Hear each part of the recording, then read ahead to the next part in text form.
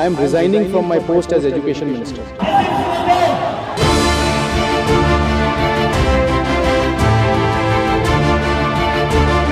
Neat ಪರೀಕ್ಷೆಯಲ್ಲಿ ನಡೆದಿದೆ ಎನ್ನಲಾದ ಅಕ್ರಮ ಹಾಗೂ ಪ್ರಶ್ನೆ ಪತ್ರಿಕೆ ಸೋರಿಕೆಯನ್ನ ಖಂಡಿಸಿ ದೆಹಲಿಯಲ್ಲಿ ವಿದ್ಯಾರ್ಥಿಗಳು ನಡೆಸುತ್ತಿದ್ದ ಸುದೀರ್ಘ ಹೋರಾಟಕ್ಕೆ ಕೊನೆಗೂ ದೊಡ್ಡ ಜಯ ಸಿಕ್ಕಿದೆ.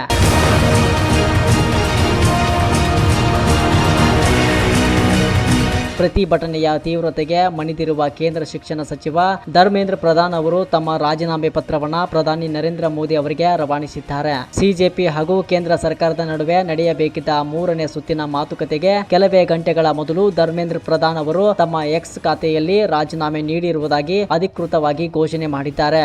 I am resigning from my post as Education Minister.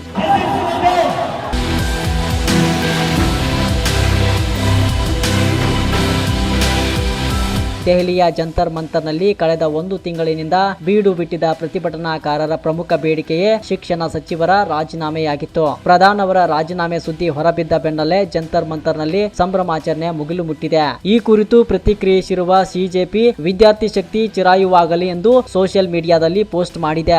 ಅಲ್ಲದೆ ಈ ಸರ್ಕಾರದಲ್ಲಿ ಯಾರು ರಾಜೀನಾಮೆ ನೀಡುವುದಿಲ್ಲ ಎಂದು ಎಲ್ಲರೂ ಹೇಳುತ್ತಿದ್ರು. ಆದರೆ ವಿದ್ಯಾರ್ಥಿಗಳ ಒಗ್ಗಟ್ಟಿನ ಶಕ್ತಿಯಿಂದ ನಾವು ಅಂದುಕೊಂಡಿದ್ದನ್ನ ಸಾಧಿಸಿ ತೋರಿಸಿದ್ದೇವೆ ಎಂದು ಸಿಜೆಪಿ ಸಂಸ್ಥಾಪಕ ಅಭಿಜಿತ್ ದೀಪ್ಗೆ ವೇದಿಕೆಯಿಂದ ಘೋಷಿಸಿದ್ದಾರೆ.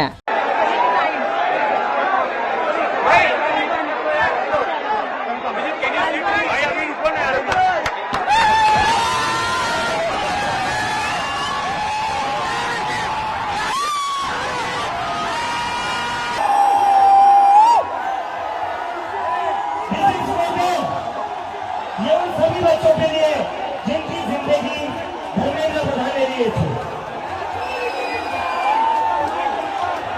प्रदीप मेघवाल, ऋतिक मिश्रा, सिद्धार्थ हेगड़े, भाग्यश्री, अंशिका पांडे, उमेश माली, रेणु मीणा, प्रिया कुमारी थापा, शिवानी यादव, अनु जिन्ना, कहान पटेल, आकांक्षा चतुर्वेदी, रीमा बेगम, मैथिली अशोक सोनवणे, अवंतिका मौर्य, जतीन कुमार, गोपिका, शेख सना, वेत्रियानंदम, ये वो बच्चे हैं जिनको आज न्याय